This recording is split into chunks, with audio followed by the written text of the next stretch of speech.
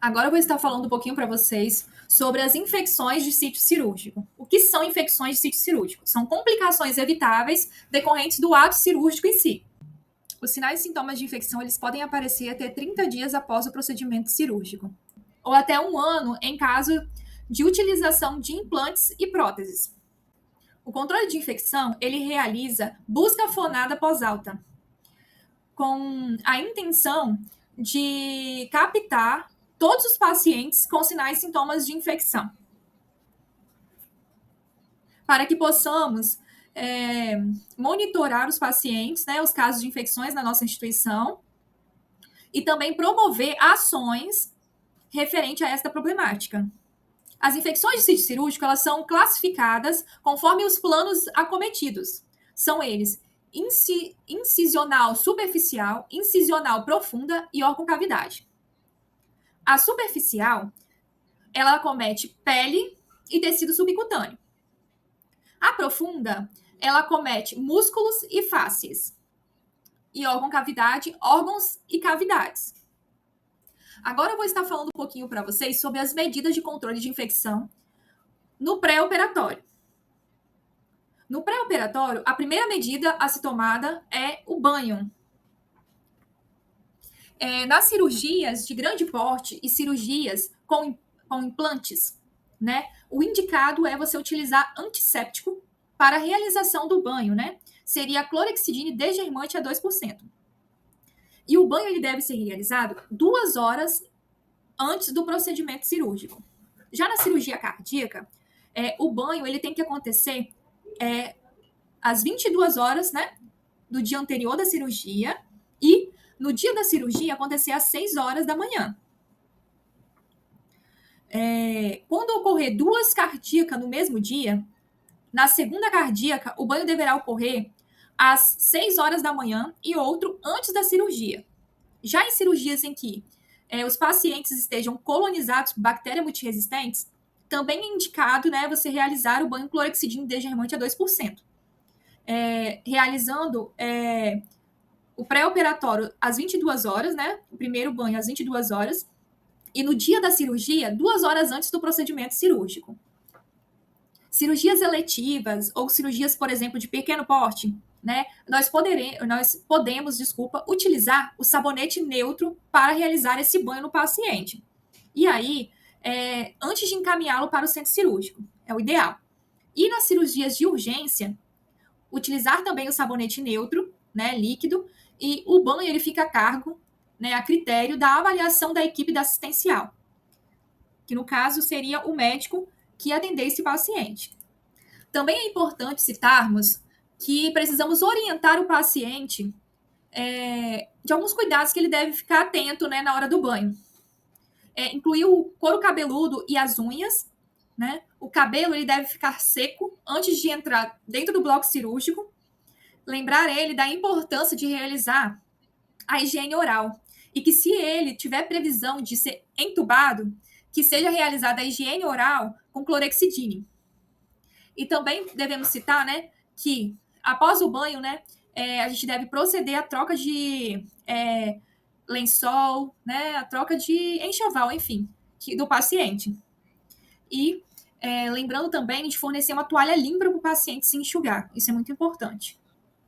Outra medida de controle de infecção no pré-operatório é a antisepsia cirúrgica das mãos, que tem como finalidade eliminar a microbiota transitória e reduzir a microbiota residente das mãos e antebraço dos profissionais que atuam no centro cirúrgico, provocando, né, um efeito residual.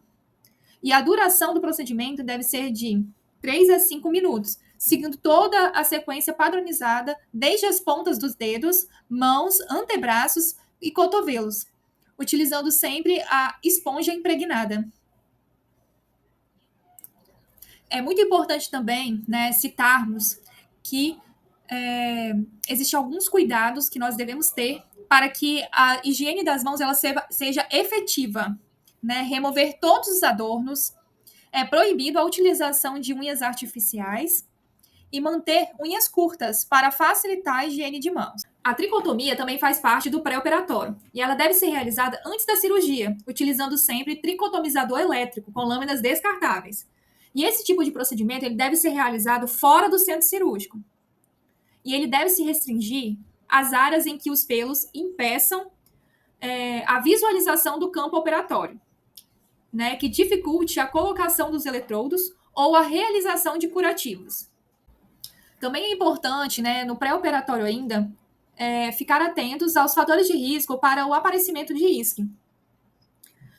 Avaliando sempre se o paciente, por exemplo, ele tem um tempo de internação muito grande antes de realizar a cirurgia, porque ele tem um grande potencial de desenvolver infecção. Pacientes obesos, precisamos ajustar as doses de antibiótico profilático. Pacientes com diabetes mellitus, devemos focar, né, no controle da glicemia. Pacientes tabagistas, precisamos orientar a fazer abstenção pelo menos 30 dias antes da cirurgia, deixando de fumar neste período. Pacientes em uso de imunossupressores e esteroides devem evitar o uso no período perioperatório. Precisamos ficar atentos, ainda no pré-operatório, na antibiótico profilaxia, né? Seguir o protocolo instituído pelo Serviço de Controle de Infecção da instituição, administrando a dose de forma efetiva e no tempo certo. O antibiótico ele deve ser iniciado até 60 minutos antes da incisão cirúrgica, sendo que os antibióticos Vanco e Cipro, nós devemos iniciar a infusão de 1 a 2 horas, uma a 2 horas antes da incisão. Sendo que a profilaxia antimicrobiana ela não deve ser estendida por mais de 24 horas após a cirurgia. Agora eu vou estar falando sobre as medidas de controle de infecção no intraoperatório. No intraoperatório é importante, né, citarmos a circulação de pessoal, o controle metabólico, o preparo da pele do paciente, a utilização de drenos, a paramentação e também a utilização correta dos instrumentais. O ato de circular em uma sala cirúrgica exige conhecimento e habilidades destinadas exclusivamente à equipe de enfermagem. E existem alguns cuidados importantes que nós devemos ter ao circular em uma sala cirúrgica, né? Manter sempre as portas fechadas, evitar abrir esse movimento de abrir e fechar a porta constantemente. Limitar sempre o número de pessoas dentro da sala, não levando celular, adornos, bolsas, alimentos para dentro da sala, que isso propicia a proliferação de micro-organismos. É importante também realizar um controle metabólico, né, um controle do paciente mesmo, realizando um controle glicêmico, controle de temperatura, realizando a suplementação da oxigenação tecidual e a manutenção adequada do volume intravascular. Também é importante citarmos o controle dos instrumentais cirúrgicos, verificando todos os marcadores de esterilidade, né, comprovando a esterilização do instrumental. Realizar também o controle da pele do paciente, realizando a desgermação adequada do membro ou local próximo à incisão cirúrgica, antes da aplicação do antisséptico. Realizando sempre, né, a antisepsia do campo cirúrgico no sentido correto, que é o sentido centrífugo circular, do centro para a periferia, e ampla, com solução polvidina ou clorexidina padronizada conforme a indicação. Também devemos citar que, por exemplo, se a cirurgia, né, necessitar de instalação de drenos, que a inserção ela seja colocada em um local separado e utilizar preferencialmente drenos no sistema fechado, e a remoção deverá ser o mais rápido possível. A paramentação ela é realizada após a antisepsia cirúrgica das mãos. E os profissionais de saúde eles devem utilizar os seguintes EPIs: avental, luva estéril, gorro e máscara. As medidas de controle de infecção no pós-operatório devemos sistematizar e gerenciar as avaliações de feridas e realização de curativos. Também é importante ficarmos atentos à higiene do ambiente, né, cumprindo o cronograma de terminais e concorrentes das salas cirúrgicas.